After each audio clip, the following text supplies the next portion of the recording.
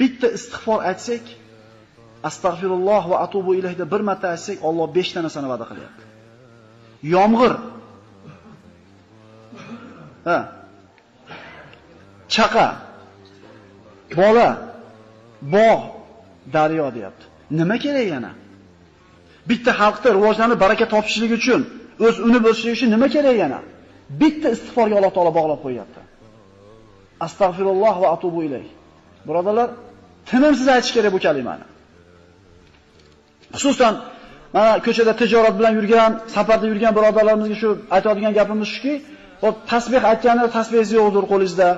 Namoz o'qisa desa sharoit yo'qdir, Qur'on o'qiydi desa iloji yo'qdir, lekin mana bu tilingiz jahiz ichida svobodni aylanadi-yu.